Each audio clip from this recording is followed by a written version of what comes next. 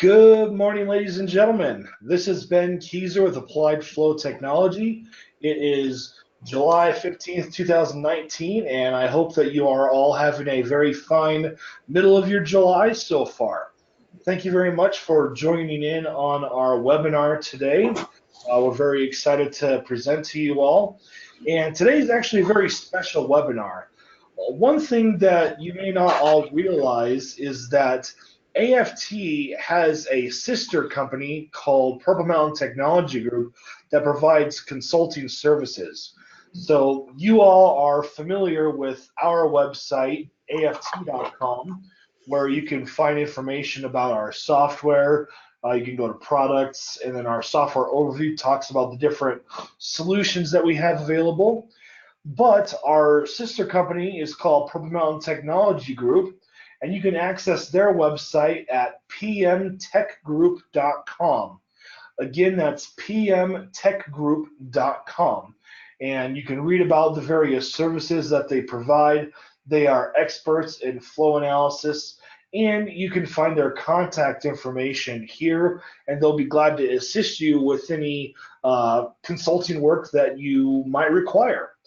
And so the reason why today is a very special webinar is because I am actually co-presenting with Mr. Dylan Whitty, who is the project manager of Purple Mountain Technology Group. And I saw his presentation that he did that he's going to be going over today. And it's an excellent presentation that is really informative on things relating to valve closures. And so you're going to learn a lot of good information today. I have provided a PDF of his presentation in the handouts. So for those of you who are listening in live, you should be able to have access to the PDF of his presentation. This webinar is also being recorded, and that way you will be sent a link later this week so you can watch the webinar again later, or you can send it around to your colleagues. And if you have any follow-up questions, don't hesitate to contact Dylan at Purple Mountain Technology Group's contact page, and he'll be glad to assist you. If you are listening in to the recorded version of the webinar, then please email me, Ben Keyser at aft.com, and I'll be happy to email you the copy of his presentation. All right, without any further ado, I'm going to go ahead and turn it over to Dylan and make him the presenter, and he'll go ahead and get things started. And if there's anything more, Dylan, that you would like to say for introduction purposes on your side, certainly feel free to do so. I think Ben covered it really well. So yeah, my name is Dylan Whitty, project manager over here at Purple Mountain Technology Group. We do lots and lots of surge projects, and from what I've seen from those projects is the importance of really considering real valve behavior, and that's oftentimes overlooked. So that's really what the highlight of this presentation is about, is instead of just saying, well, I have a generic valve and it closes in this many seconds, that closure time is very important, but what's more important is how it closes over time, how the head loss changes over time, at what point the valve is able to start controlling. So all of that's very important, and we'll just jump right into it. So let's see, let's put this into presentation mode. Okay, so like we said, we're going to be talking about valve inherent characteristics and what that means versus installed characteristics. That's going to be kind of a critical point. So there's two definitions for this I want to start out with, is that an inherent characteristic essentially defines the valve itself. Typically, depending on the type of valve, especially for control valves, this is something that's published by the manufacturer of the valve. It's based on test data, and typically how they test that is they hold the pressure drop across the valve constant, and with essentially two headers, and then they measure the flow rate through the valve at different openings. So this is essentially the relationship between the valve flow capacity and valve opening when there are no system effects involved. So that's the most important thing, is inherent characteristics do not account for the system. So that's essentially your CV curve, flow coefficient curve, versus open percent or versus valve angle.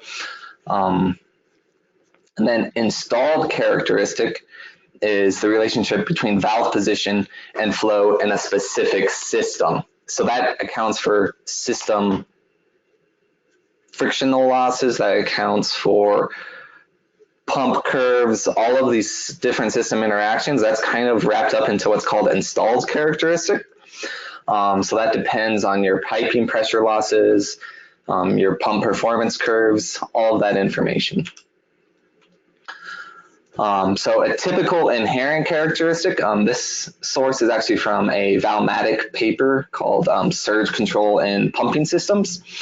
I think there's an up-to-date version on their website. The one I was looking at is from 2009. This chart's exactly the same between each of those. And this shows you kind of what the valve CV as a percent of maximum CV. So you scale this value to what your full open CV value is. KV, if you're across the pond, for SI flow coefficient. And then this is kind of typical valve data that you see: ball, butterfly, plug, globe, and quick opening. So you can see that they're all kind of following these certain S curves. And we'll talk more about that. There's other sources for inherent characteristics, I think, that are even better than the Valmatic one. But the Valmatic one's nice and easy to put on the chart. These other sources require a little bit more work and digging up, and they're all different charts, maybe in terms of K factor. So it takes a little more digging into to get these, but these are good curves. One's Internal Flow Systems by D.S. Miller. That's a very good resource to have on hand if you're doing piping systems anyway. There's Idle Check's Handbook of Hydraulic Resistance. That's a very good resource on all things pressure drop. So that's kind of one of the best sources, but it's kind of difficult. It's difficult reading. And then there's a different journal from an AWWA paper that I found that actually has really good sources as well. And finally, manufacturer data is best. If you can get manufacturer data, that's what you should use. And you should try to always get that instead of using typical data. I've seen results of an analysis change using typical data, and then later on I get actual manufacturer data and the results do change. My systems do overpressurize sometimes if I'm using typical data compared to manufacturer data. Or actually what happened was when I used typical data, I underestimated the surge. And then when I used a valve manufacturer's data, that specific valve had a more aggressive closure than I was anticipating. When I reran the solution, actually overpressurized the system. So a different solution to prevent surge was required. So that's always something to keep in the back of your mind. That is, there is a certain degree of uncertainty when you're using typical data instead of actual data. Okay, but let's get back to talking about actual valves. There's all sorts of types of different valves. Here's a few handfuls. There's swing check valves. These are oftentimes considered quick opening valves. You have the flapper that will prevent reverse flow. These are also known to slam and cause other issues. Impulse can help you solve those issues, but that's not exactly what we're talking about today. Gate valves it's just this sliding disc that goes up into the valve body and slides down and blocks flow. Typically these don't have very much resistance to flow at all when they're fully open, and then they don't have very good control characteristics. These are typically on-off type of valves, isolating flow paths, turning off things for service. Not the best valve to close during a transient case, but sometimes that happens. Globe valves, these are typically control valves, pressure drop valves. They have a little more indirect flow path. Those are good for control. Butterfly valve, this is a really big butterfly valve. And these just rotate to block flow. They're used in a lot of different situations. These are pretty typical in like emergency shutdowns on loading docks, things like that. Okay, there's plug valves and ball valves. These are kind of rotating valves. They're very similar to each other in a way, except they essentially have a port and then they rotate to block flow. So the plug valve is non-circular. So it's essentially a plug and it rotates. Ball valve, it's a ball. The important thing when we're talking about ball valves is making sure you know the difference between full bore and reduced bore ball valves. They are going to have very different characteristics in both steady state and during the transient. You can see the full bore ball valve is essentially, it's just a small section of pipe. It almost has virtually no pressure drop, no control on the system when it's fully open. A reduced bore has this restriction. So it's essentially a undersized valve. It's a smaller size valve than the nominal pipe size, is an interesting way to consider it. And so when this valve closes, it's going to behave very differently than this full bore ball valve. So keep that in mind. But what really determines an inherent characteristic is essentially the more tortuous the flow path, the more pressure loss you have, which means you have lower CV values, which means you have higher pressure drop at whether it's fully open or fully closed, and along the flow path, and the changes in operating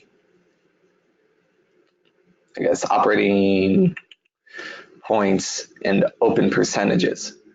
So, but things like changes in flow direction, if you have a valve that is more axial flow, that's something like a ball valve or a gate valve where the liquid essentially maintains a constant direction.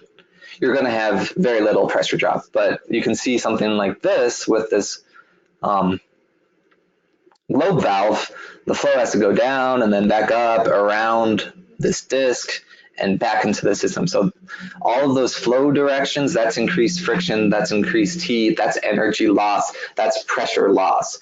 And typically more pressure loss is better for control purposes. But again, it has to be for the specific system. Not all valves are made alike. Not all systems are alike. Some very long systems are going to behave differently than very short systems. They're going to have different control needs. Okay. And one thing to remember is that valves are essentially orifices.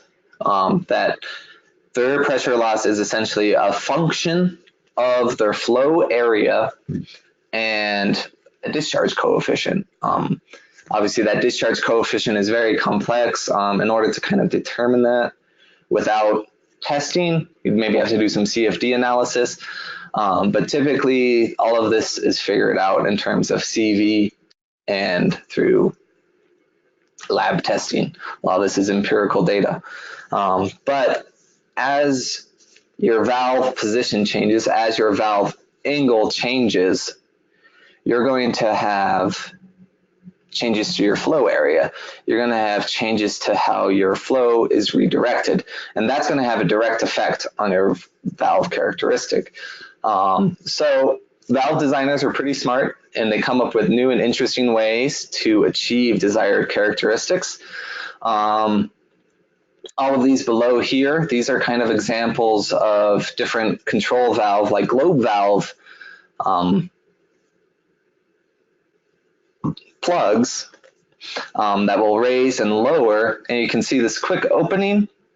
This area down here is going to be exposed first, and as it opens more and more, you just have this larger flow area. If you want more of a linear characteristic, you kind of restrict the flow at first and then open up as you go. And equal percentage is even a little more dramatic, where you start with a very small flow area, and then as it opens up, it allows more and more flow to come. So these equal percentage ones, oftentimes those have to be specified specifically for a system. But the idea for equal percentage valves is essentially you get an equal amount of flow percent for each percent of valve position change. And then V-notch ball valves, these are kind of interesting, where you can see this V shape cut out of it. But these have fairly good characteristics as well, similar to an equal percentage, even though they're very different geometry. But you could tell that as this closes, you start with a very small flow area, and then as that gets bigger and bigger and bigger, you get more and more flow. So that's kind of what you want for control types of valves, is able to have a very small amount of flow at your lower open percentages, instead of just all of a sudden getting a rush of flow as you open. So we talked about inherent characteristics, all of that specific for the valve, but what determines an installed characteristic? Things like pipe size, pipe length, your pipe roughness, all of your components, different sources of pressure loss in the system. Essentially, the easiest way to think of it is, what is the ratio of pressure loss at my valve compared to the entire system? So if you have a very long pipeline, one single valve and its position is a very small percentage of the overall system's pressure loss. It takes it a lot more to have an impact on that system's flow than, say, a short system. Okay, so typically long systems with high pressure loss will result in a valve having little control until the final few percentages. Okay, so that is kind of a twofold problem, especially in waterhammer systems, because not only do you have a longer pipeline, which means you have longer pipeline periods or communication times, which means you need longer valve closures in order to effectively mitigate it. It's going to take longer for that valve to get to a point where it can start controlling flow and reducing flow in order to help mitigate surge. Okay. Also, pumps and system curve interaction. As you restrict flow, how is your pump going to respond? Do you have a flat curve of your pump, and as you pull back, your pump's not putting out that much more head? Or do you have a pretty steep curve as you restrict it? Is that valve going to pull that pump back on its curve and actually force that pump discharge at a higher head? So that's really important. And as that pump gets more pressure, you might get a little more flow through that valve, or more flow than you would have if that pump curve was relatively flat. So a lot of that depends on your pumps, and that's why it's important to get accurate pump curve information into your models as well. Valve size, this is critical as well, is if you have an 8-inch ball valve on, say, a 12-inch line, it may behave like an equal percentage valve. It may be able to reduce flow in a nice linear-like manner, and maybe the 12-inch ball valve restricts flow very quickly. It behaves differently on the same system. It's just a change in valve size. That can matter a lot. That's one strategy in order to mitigate surge, is say, I have to restrict flow. I have to close things in 30 seconds. Maybe use a smaller size valve that is able to close in that same amount of time, but will actually control the system sooner than a larger valve. Okay, so talking about all this, what type of valve behavior is ideal? And when I'm saying ideal, I'm trying to say what's going to give me the least amount of pressure rise and the most amount of control in the specific time period that I have. So for both control and transient, an installed characteristics as close to linear as possible is best. So when I'm saying installed characteristics, that's saying I want my flow to reduce linearly. I want to have a direct linear relation between my flow rate and my valve position as I close it. That's essentially impossible in real systems, but you can get close. Straight lines in fluids don't really make sense. So fluids are highly nonlinear. So if you kind of see a straight line, straight change of slope, well, I guess constant rate of change, that's a red flag for me a lot of times when I'm looking at things. Okay, and that's because for transients, the change in pressure at a given point is directly proportional to the change in velocity. So I put what's known as the Joukowsky equation, or the instantaneous waterhammer equation, where we can say that the change in pressure is related to the negative density times the wave speed or celerity times delta V. So density and wave speed are essentially constant if we're talking about liquid systems. And so comparing delta V to delta P, so the faster we change our velocity, the more delta P we're going to get. The slower we change our velocity, the less delta P we're going to get. So if we can reduce this linearly, then we'll get a better response. Okay? So I made an example model looking at gate valves, globe valves, plug valves, a valmatic butterfly valve, which is based on the valmatic paper that I showed earlier in its curve, and then an actual flow serve butterfly valve that I was able to find data for online. And then a full bore ball valve, a reduced bore ball valve, and then finally a linear CV change, where I just say, I don't know what my valve curve looks like, so I'm just going to put in my full open percent and my closed point and just go between those 2 points in a straight line, and we'll see what happens. All of these are looking at 18-inch pipe. I'm looking at water at 60 degrees Fahrenheit. I have fairly fast wave speed at 3919 feet per second and a flow rate of 10,000 gallons per minute. Okay, and I looked at different lengths of pipe. So we're looking at essentially a longer-ish pipeline down to really short systems, 400 feet. Okay, so this is going to show how not only does a valve's inherent characteristic, because all of these valves on this top row are the same valve, but how the length of the line impacts your results. So this is looking at all of the valve CVs actually scale to typical full open percentages. This is typical information you don't really see all that often compared to one another, and it's kind of hidden when you look at those valmatic paper. It shows all of it scaled to 100%, but when you actually scale it, you get very different values of CV, because something like a globe valve has a lot lower starting CV than a gate valve or a full bore ball valve. So that's the full bore ball valve. Here's a gate valve. So this globe valve starts at a much lower point. And what really matters is this absolute value of the CV value term. So, and I closed all of them in 30 seconds.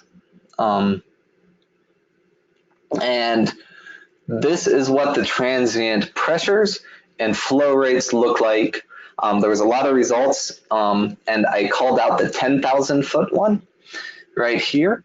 And we can see how the different valves behaved quite differently.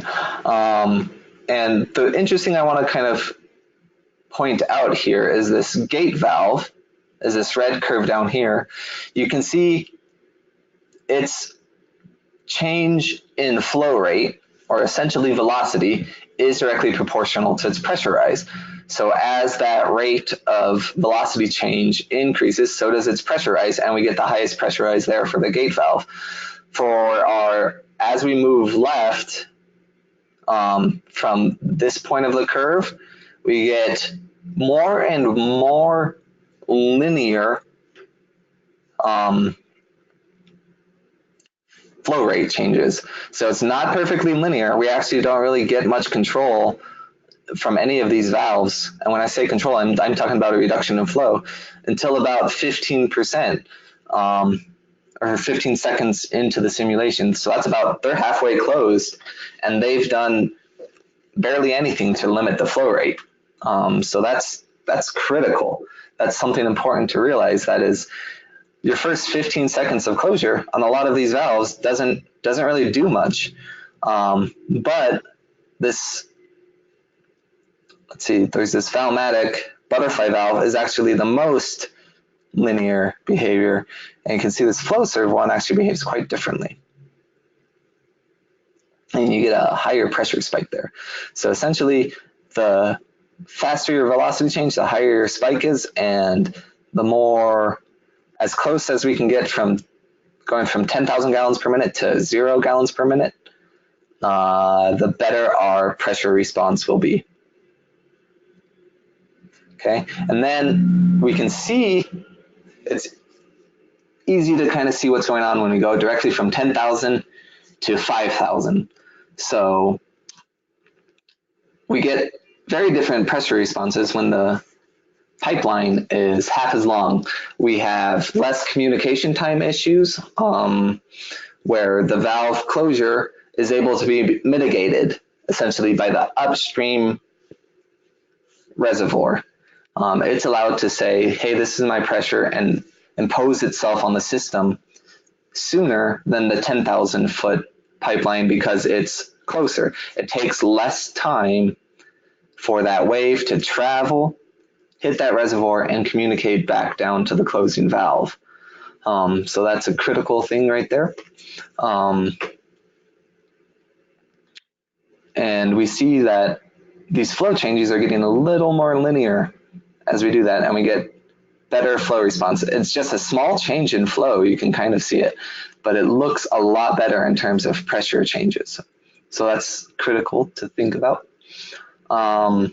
So the main points from that is minor changes to fluid deceleration can have a significant effect on pressure rise. A linear valve closure is essentially worse than any of the other closures besides gate. So if we go back to that, oftentimes linear valve closures are considered what case you should go with if you don't know your valve information. And you can see it's behaving quite differently than any other real valve besides gate valve. And gate valve is pretty terrible for closure. You can see that here as well. It's behaving very similarly to a gate valve. Okay. So,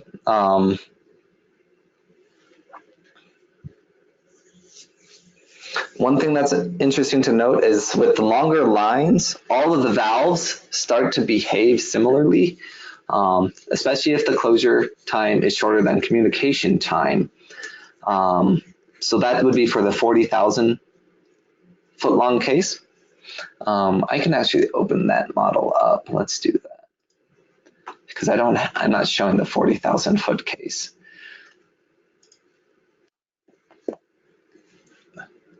So really quick, I want to chime in here while Dylan is bringing up his graphs. Is he has used impulse in a very unique way, where he took a single pipe line with his valve and he duplicated it several times. That way, he can model all of these different cases together. That's called the duplicate special feature, and it's a phenomenal way to be able to do a study like this or a sensitivity analysis. And so if you think back to the workspace that Dylan had, if you wanted to do a sensitivity analysis to see how different things impact your system results, then duplicate your system over and over on the same workspace is a excellent way to do that because it gives you a lot of flexibility on how you can automatically change the input for global editing and also importing changes from Excel spreadsheets. So that was just something I wanted to point out while you were getting that graph pulled up, Dylan. Yeah, yeah. So with this 40,000 foot line, um, these pressures are a little bit different, but this is essentially a rapid closure. You'll realize your full Joukowsky pressure, plus or minus a little bit. And what's actually going on here is line pack, which is a frictional phenomenon, which is essentially you're recovering frictional losses in the pipeline in terms of pressure at the closing valve. There's a really good paper on it by Jim Liu. I believe it's called Frictional Line Pack and Pipelines. We actually reference it in one of our verification cases. So if you want to learn more about line pack, but that's actually something where you can get higher pressure rise than the Joukowsky pressure. So that's what's happening here with the gate valve closure. And it's happening a little bit actually at the inlet of the other valves, and that's why some of the valves that are closing, restricting flow in a more linear manner are actually having higher pressure rises because they're realizing that line pack before the other valves, but then they don't have as much total. So that's a lot of information right there, but what's happening in this system is it's long enough that the pipeline communication time 2L over A is actually longer than the closure time. So that's what I would consider a rapid event. So we can actually look at this by opening the pipe that I've defined. And if we calculate 2L over A, let's see, Windows calculator. This is kind of critical information for transient analysis. So if we do 2 times L, we've got 40,000 feet divided by A, wave speed. Let's see, 3919.222. Okay. Yeah. Well, it's getting close to communication time. So if we had a slightly longer system, we would have really every single valve closure would be looking pretty dang similar. Okay. So let's go back.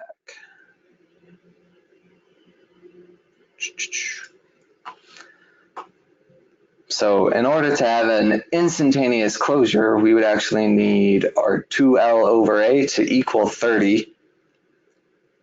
So we'd probably need a length closer to 60,000 feet. Okay. So that's about a little over 10 miles. Getting close to 12. Okay. So, but on our shorter lines, we're able to actually have fluid deceleration sooner, and it's more linear. That's the critical takeaway for that. One thing that was interesting that I noted on that was the globe valve and reduced ball valve actually behaved very, very similarly. They have different initial full open flow coefficients, but track very closely for the final closure. And so that results in very similar pressure and flow response.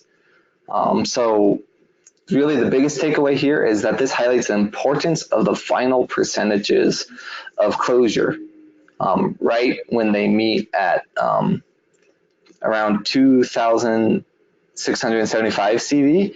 That's about where they start to have actual control. and I just calculated what the DP would be at that CV, assuming the flow was the same. So that's when they start to have 14 PSID. If you only have like 1 PSID, you're not really getting that much pressure loss. But as soon as you get into the couple double digits of pressure drop across your valve, that's when you're kind of actually having control. And that also depends on the system. But I thought this was interesting, was looking at these two flow coefficients. So for the reduced bore ball valve, it actually has an initial CV that's over 3 times as high as the globe valve. But they actually meet at around 13 seconds and then track each other very closely until they're closed. And that creates a very similar closure profile. So really what that means is if your valve CV is high enough that it's not controlling, then what you can do is try to get through that period of time as fast as possible. And that will allow you to have faster closures. So that's a very specific closure strategy, oftentimes called an 80-20 closure, as kind of just this rule of thumb that you can try to close your valve 80% of the way in the first 20% of time, and then close it the final 20% of opening over the remaining 80% of time. But that's not a perfect rule for all valves, for all cases, for all systems, but it's a pretty good rule of thumb. It's a good starting point to test to see if you can actually control a valve that way. Sometimes closing a valve 80% of the way in the first 20% of time requires very fast actuators, and it might not be possible to actually close a valve that fast. So we're going to talk about different valve closure strategies and specific valve closure strategies. This example kind of goes over what I can do with 3 valves in parallel, and I know I need to close my flow in 30 seconds. All of my flow needs to be stopped in 30 seconds. So this is kind of similar to a loading dock, Coast Guard regulations for emergency shutdowns. So we've got 3 valves, and they all close in 30 seconds. So that makes sense. That's kind of like the default starting point is, okay, the longest valve closure I'm allowed to have is 30 seconds, so that's what I'm going to do. I'm going to close all these in 30 seconds linearly. And when I'm saying linearly, I'm talking about open percent is linear, not the CV change. The actual CV of these valves is important. The actual inherent characteristics to these valves. And here's a other specific strategy is where I actually close my different valves in different time periods. I close one in 15 seconds, I close one in 22.5 seconds, and I close one in 30 seconds. What that does is it's kind of like if you have 3 doors and you slam all 3 of them at once, you're going to make a lot louder noise. You're going to have, I don't know if you've ever slammed a door so hard you get air pushing on you. That's kind of this pressure wave. You're going to get a higher pressure wave if you slam all of your doors at once. But if you slam them and give them some time to settle down between each one, you'll get a smaller pressure wave. That's kind of the idea behind this. That's also called sometimes like a parallel valve closure where you close one valve quickly. That helps restrict flow, and then some of that pressure rise from that valve closure is relieved through the still open valves, and then you close the other ones. And then this final closure is essentially what I was talking about, the 80-20 closure. So this is what their CV values would look like. Red is if they all close in 30 seconds. So rather than this being a straight line, this is an actual butterfly valve closure. The blue line is the first staggered closure, or I guess you could say second, because the first one would actually close here in 15 seconds. Second one's closing in 22.5. And then we have this 80-20, where you can tell that that is a very steep reduction in flow.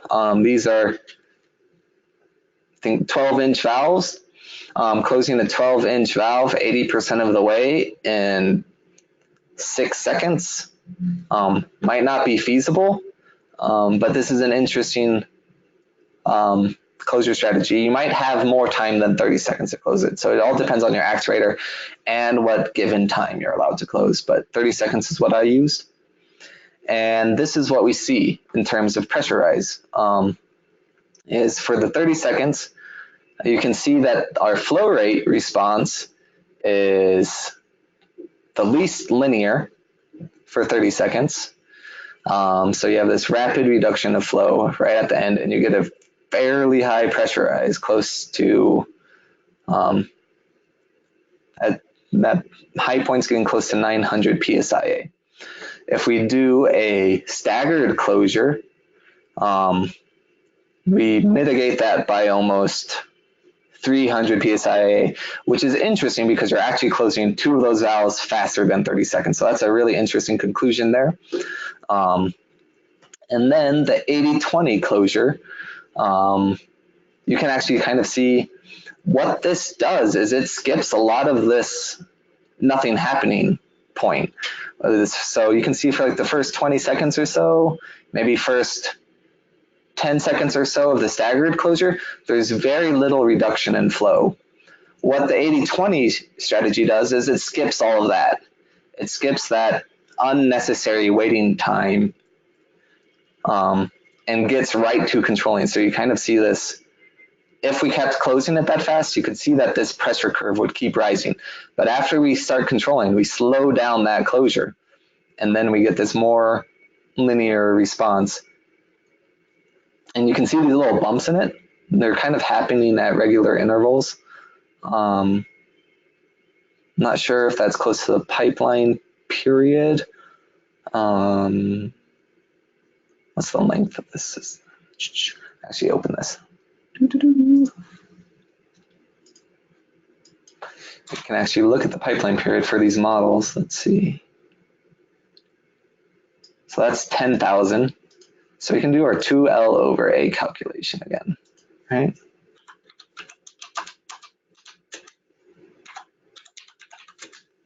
So 5.1 seconds is our communication time or pipeline period. That's one thing that I always do when I'm doing a transient analysis is calculate not just a single pipes, but essentially your whole system's communication time, mainly from your upstream to your downstream boundary condition, and get a good understanding of what your pipeline or your pipe system's communication time is. That's going to be critical information throughout the duration of your analysis. So 5 seconds, and we can see that we're getting these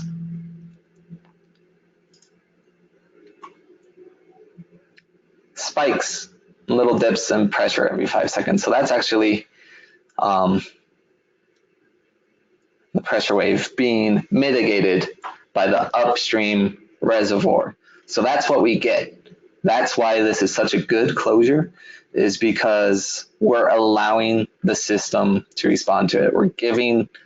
We're forcing the pressure rise to go up a little bit earlier. We're forcing the flow to drop a little bit earlier than it would have with just a normal closure in order to give the system more time to adjust, more time to come to a different operating point, essentially, more time for it to shut down. So we're changing the rate of momentum change. We're changing the rate of velocity change. And by doing that, we're able to lower the pressure rise significantly. Okay, so that's the critical takeaway from there. Okay, so important takeaways from this presentation would be valve behavior in a system cannot be determined by CV curve only. So we talked a lot about inherent characteristics. They are critical for your impulse analysis. But what's also critical is modeling the rest of your system accurately, getting the rest of your pipe lengths, your pipe friction, the different components that are going to interact, all of that matters. And by doing that, that's essentially modeling your installed characteristics. By accounting for all of your system, that's modeling your installed characteristics. And then when you put that inherent characteristic into your valve, that's what you're putting into the valve property window specifically. Okay. And then when you're assuming a completely linear CV profile, in the absence of additional information, it will likely lead to inaccurate results. They might be conservative. Typically, your pressure response will be worse, but not necessarily. It's just uncertain. So you could potentially consider it the conservative guess, but it's not the best guess. So just be aware that if you're using linear valve CV profiles, that there's a certain amount of uncertainty with that. Okay. And then the last thing is be creative in specifying your valve closure in order to achieve the best closure possible. So variable closure rates, staggered closures. There's really creative things I've seen before is people might not have variable speed actuators, but they might be able to toggle it on and off. So I've seen people close a valve 80% of the way as fast as their actuator will let them and get it to a controlling point, a controlling CV. So you can actually calculate about at what point in your valve, what CV you need in order to actually start having an impact on your flow rate. And once you hit that CV, actually turn off the valve for a little bit and then turn it on. I've seen a valve closure where it's off for 3 seconds, and then on for half a second, then off for 3 seconds, then on for half a second. So that extended a closure that would have normally been 30 seconds or so to 3 minutes or so. I don't know if that math's exactly right, but that's an interesting strategy. Is we're able to extend the length of valve closure, and that requires a little bit more specification. That requires a little bit more time in the valve properties windows, but you're going to get a lot better results. Okay, and that's essentially it. I think now would be a good time to send it back to Ben and maybe answer any questions that anybody has. All right, thank you very much, Dylan. That was a outstanding presentation, and I have never done that type of study myself to really get a feel for how closing valves in different ways can really impact your overall pressure response and system response. So, excellent presentation, and thank you for teaming up with me on that, Dylan. Yeah, no problem, Ben. Go ahead. I was just saying no problem. You're welcome. One thing I I'm want gonna to hit let the mic. everyone know is that, when you're doing a water hammer analysis, you can't just do the simple Joukowsky equation to calculate what your theoretical pressure rise is going to be and call it good. There's so much more that's happening, that's going on behind the scenes that is really important to capture. And there's other methods out there that do water hammer analysis that skip what's going on inside the pipes, and it loses so much resolution on how the pressure waves propagate throughout your network. So really quick before we finish things, I want to show a few video tutorials that are incredibly useful that will show you the graphing capabilities of AFT Impulse. In AFT Impulse version 6, we completely revolutionized the way that you would be able to do a water hammer analysis through the various graphing capabilities of the software. Because that's what water hammer analysis is. It's evaluating your results with graphs. Looking at your data in tables does very little for you. I mean, There is some value here and there, but ultimately you're going to have to graph your results to really see what's going on in your system. And version 6, we came out with some incredibly powerful capabilities. We're at Impulse version 7 right now, but the same capabilities that we came out in version 6 are available in version 7. So let me show you where you can find those video tutorials. If you go to our website, aft.com, under the Learning Center, you can find video tutorials. Now, the graphing videos that we did were new feature videos for Impulse version 6 because they were brand new graphing capabilities at that time. So what you can do here is filter out the different videos that are available.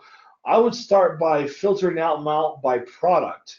So if you filter out the videos and look for AFT Impulse videos, this is where you can find all of our Impulse video tutorials, which are incredibly useful.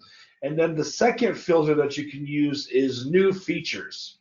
And the videos that I'm talking about are these videos right in here. There's basic graphing and the graph results toolbar with basic graph formatting. And then there's some advanced graphing videos here.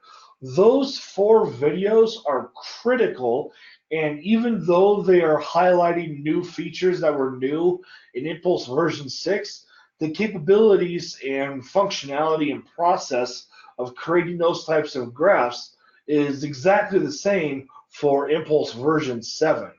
And so if you watch those 4 videos, it will completely revolutionize the way that you'll be able to do your waterhammer analysis, and it'll make it so much easier for you to be able to understand your results in a much more effective fashion.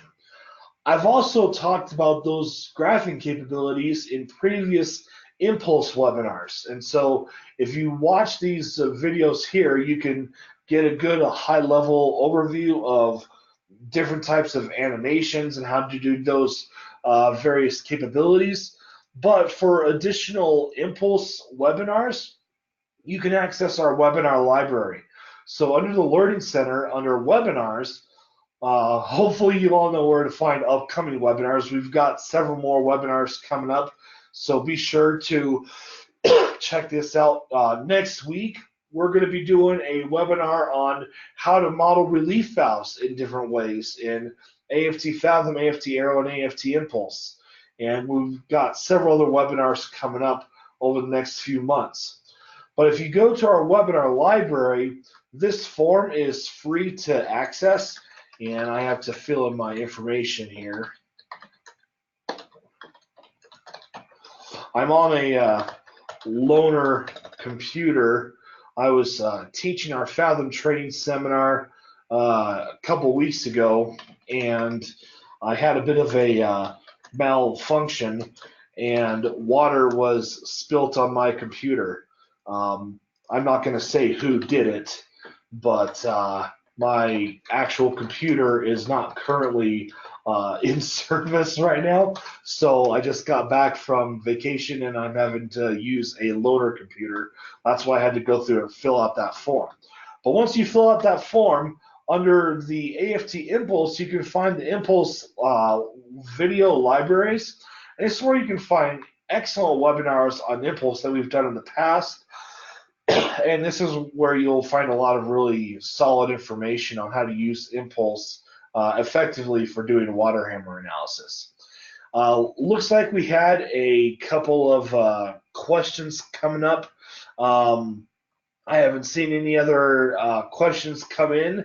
So with that, we actually finished the webinar a little bit earlier today. So I want to thank each and every one of you for listening in on today's webinar. If you have any follow-up questions, you can contact AFT. If you go to our contact page, any sales-related questions, you can email sales@aft.com. If you have tech support-related questions, feel free to email support@aft.com. If you have a model file that you're having trouble with, etc. And then definitely be sure to contact Dylan at Purple Mountain Technology Group. That's pmtechgroup.com.